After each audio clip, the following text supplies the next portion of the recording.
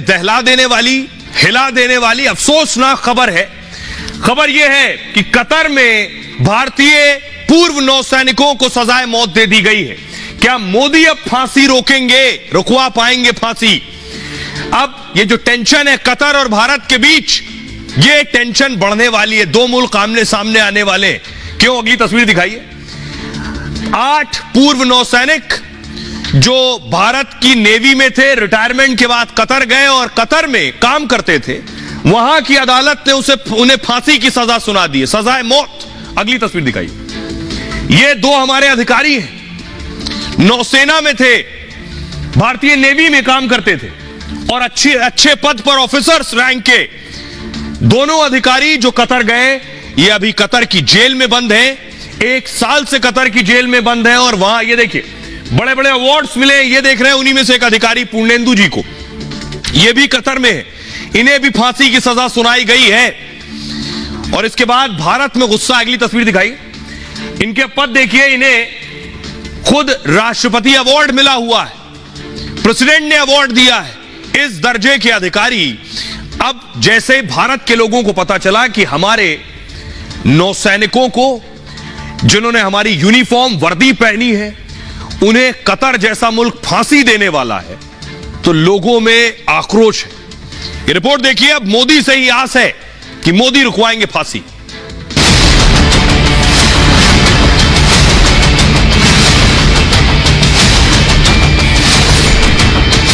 Qatar में 8 पूर्व नौसैनिकों को सजाए मौत से हिंदुस्तान में हड़कंप मचा है। भारत के जलवीरों को कतर में फांसी की सजा सुना दी गई है। भारत के जिन जाबाज जल सैनिकों का दुनिया लोहा मानती है, जिन्हें राष्ट्रपति सम्मान जैसे बड़े बड़े अवार्ड मिले हैं, जो भारत के बाद अब कतर में अपनी काबिलियत का दम दिखा रहे थे, समंदर के ऐसे 8 शूरवीर अधिकारियों को कतर ने सुनाई है सजाए मौत।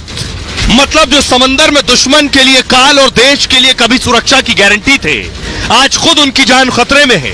कतर के इस फैसले से पूरा देश सन्न है और परिवार परेशान है। The government is doing, we know that the government is doing a lot to repatriate, but still it should be acting more fastly so that all these 8 officers, they are Navy veterans and they should be immediately repatriated to India. Qatar navy के अधिकारियों की जान के पीछे पड़ा है, तो मोदी ने भी ठान लिया है कि देश के इन बहादुरों की जान हर कीमत पर बचानी है। मोदी सरकार एक्शन में भी आ चुकी है। राजनीति, कूटनीति से लेकर अंतर्राष्ट्रीय मंच तक कोशिश शुरू हो चुकी है। मतलब मोदी ढाल की तरह अपने जाबाज अधिकारियों के साथ खड़े हैं। अब आपको बताऊं, ये जो हमारे नौसैनिक रहे, पूर्व नौसैनिक, ये कैसे भारत से कतर पहुंचे। कतर कहां है दुनिया के नक्शे में, जरा ये देखिए। ये देख रहे हैं, ये भारत आपको दिखाई दे रहा है लाल रंग के नक्शे में। भारत से दूसरी तरफ आइए, इधर फारस की खाड़ी की तरफ सऊदी अरब दिख रहा है। सऊदी अरब के ठीक बगल में देखिए बहुत छोटा सा कतर दिख रहा है, ब्लिंक कर रहा है सऊदी अरब के बगल में। ओमान के ऊपर आपको नजर आ रहा है। ये शायद ये इलाका नोएडा से भी छोटा होगा अगर मैं एरिया में बात करूं। वो है कतर, वो जो छोटा सा आपको नजर आ रहा है।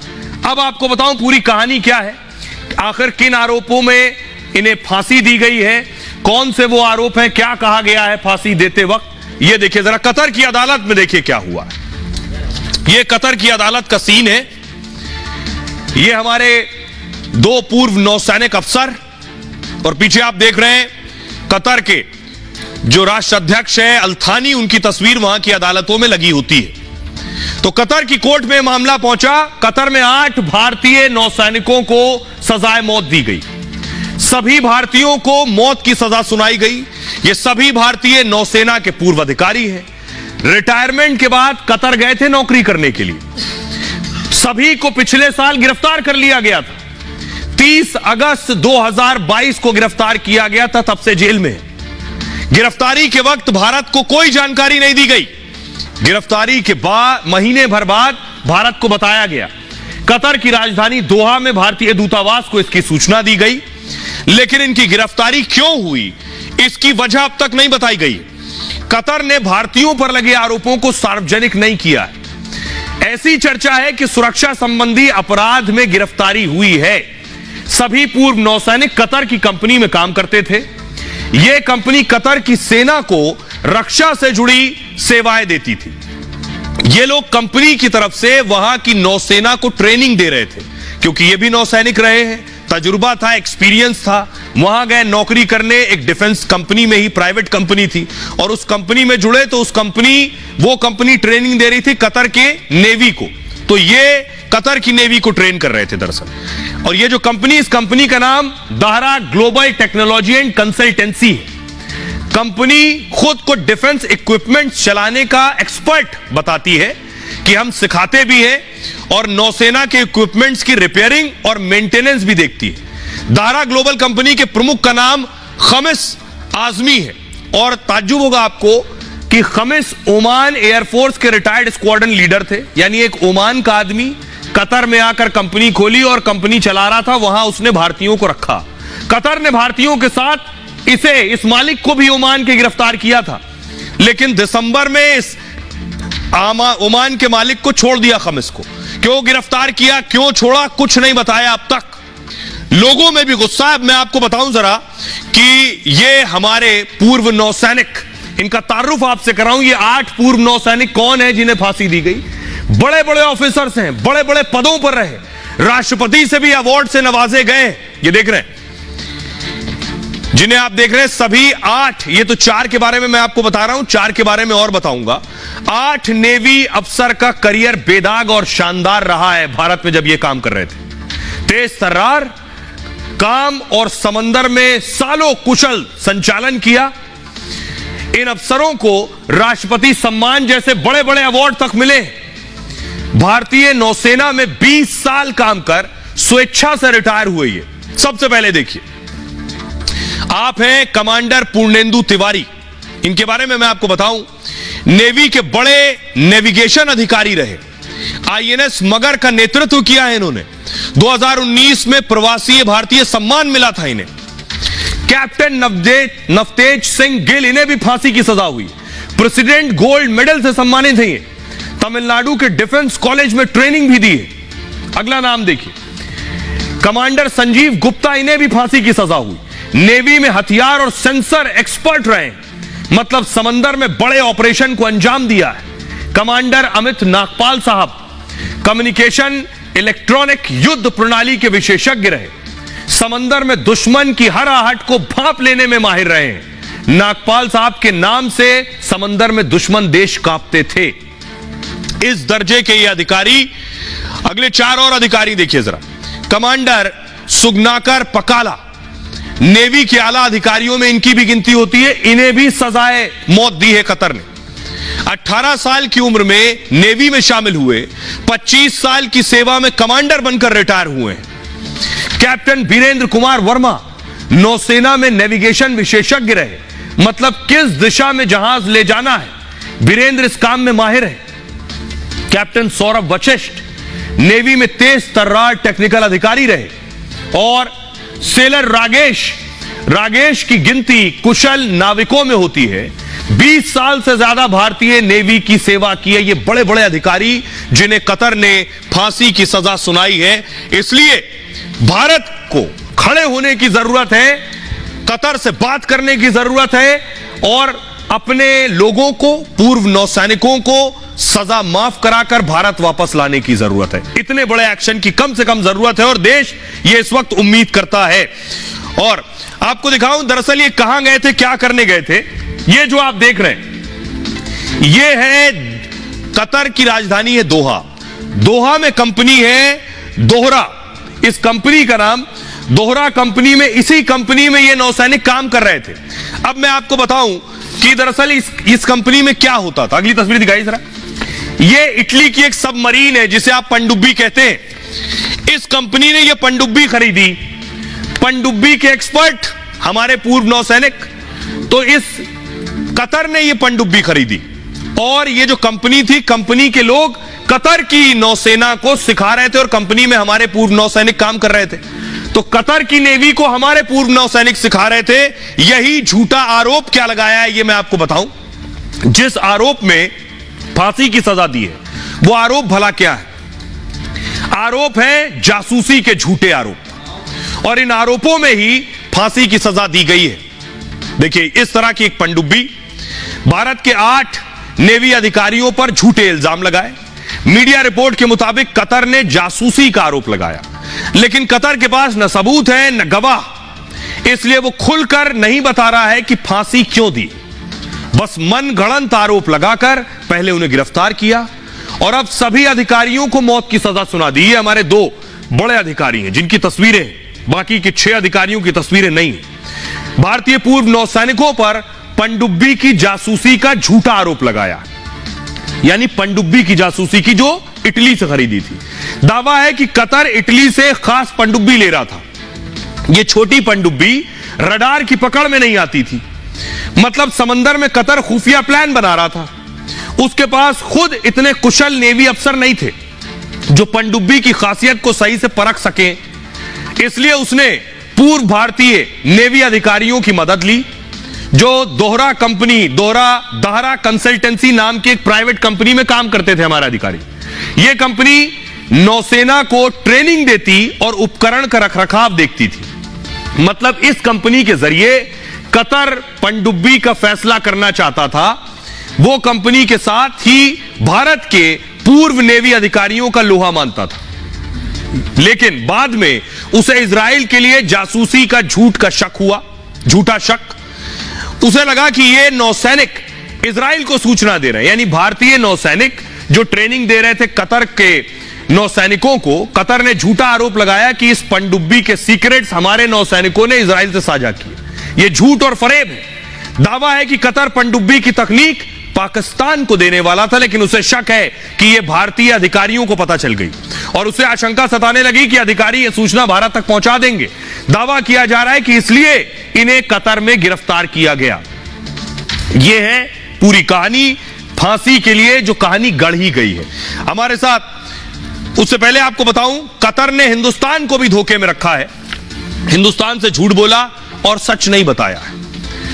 कतर भारत का दोस्त है, उसे भारत का करीबी भी माना जाता है और इस मामले में उसने भारत को अब तक अंधेरे में रखा।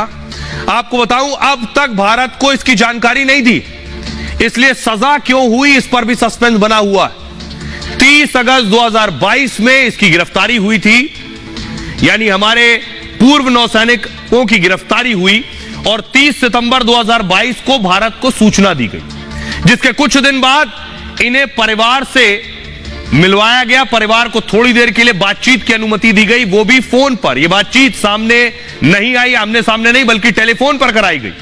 फिर इन्हें हर हफ्ते फोन पर बात करने की इजाजत दी गई। पहली बार 30 अक्टूबर 2022 को काउंसलर एक्सेस दिया गया। भारतीय दूतावास के एक अफसर को मिलने दिया गया। दूसरा काउंसलर एक्सेस यानी राजनयिक पहुंच दिसंबर 2022 में दी गई, लेकिन अब तक सजा की वजह नहीं बताई गई। कतर के इस रवैये से भारत सरकार हैरान है। विदेश मंत्रालय ने अपने बयान में कहा है, हमारे पास केवल शुरुआती जानकारी है। कतर में 8 भारतीयों पर फैसला सुनाया गया है। फांसी दिए जाने के फैसले से हम स्तब्ध हैं, भारत ये कह रहा है। कोर्ट के पूरे आदेश का इंतजार कर रहे हैं। पीड़ितों के परिवार के साथ हम संपर्क में हैं, कानूनी टीम से भी सलाह मशवरा कर रहे हैं और सभी तरह के विकल्पों की तलाश की जा रही है। यह मामला हमारी सर्वोच्च प्राथमिकता में है। मामले को लेकर कतर सरकार के हम सामने उठाएंगे। फिलहाल कुछ और नहीं कहा जा सकता क्योंकि मामला पूरी तरह से गोपनीय है। लेकिन मैं आपको बताऊं कि कतर के बारे में हम आप बहुत कम जानते हैं। कतर की स्थिति क्या है? कतर में दरअसल निरंकुश शासन है। यह कतर की एक तस्वीर आप देख रहे हैं। ये कतर के राष्ट्र अध्यक्ष हैं, अल-थानी नाम है इनका। कतर एक खाड़ी देश है। कतर के दक्षिण में सऊदी अरब है। कतर 3 तरफ से फारस की खाड़ी से घिरा है। कतर तेल निर्यात करने वाला समृद्ध देश है, यानी जो पैसा है वो तेल से आ रहा है। 1783 से अल खलीफ वंश ने यहां शासन किया। इसके बाद हुआ क्या, तुर्की साम्राज्य के अधीन हो गया कतर।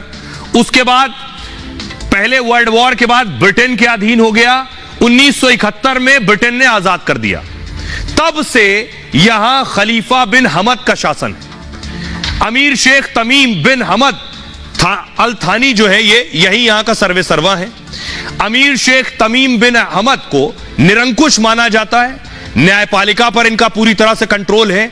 इसके अलावा यहां कोई राजनीतिक दल, पॉलिटिकल पार्टी नहीं है, पाबंदी है उस पर। यूनियन बनाने, हड़ताल का अधिकार भी सीमित है। यह देश छोटा है लेकिन इसे ताकतवर देशों में गिना जाता है। कतर की जो राजधानी है वो दोहा है। इस देश की आबादी 80% दोहा में ही रहती है, राजधानी में, क्योंकि है ही इतना बड़ा। इसकी जनसंख्या देखिए कितनी है। कतर में जनसंख्या तो 30 लाख है, लेकिन 25 लाख वो लोग हैं जो बाहर से आए, प्रवासी हैं। 30 लाख की जनसंख्या में 25 लाख बाहर के, इनके अपने सिर्फ कितने, 5 लाख। 8 लाख तो सिर्फ भारतीय रहते हैं उन 30 लाख लोगों में। जो कतर का सबसे बड़ा प्रवासी समुदाय है वो भारतीय है। केवल 5 लाख आबादी कतर के मूल निवासियों की है। यहां का आधिकारिक धर्म इस्लाम है। प्रति व्यक्ति आय में दुनिया में यह 4थे नंबर पर मुल्क है। दुनिया में मानव विकास सूचकांक में 42वें नंबर पर है। मानव विकास सूचकांक में अरब देशों में 3रे नंबर पर है। यहां दुनिया का 3रा सबसे बड़ा प्राकृतिक गैस भंडार है। कतर तेल भंडार के मामले में भी 3रा सबसे बड़ा देश है। यह कतर के बारे में जानकारी।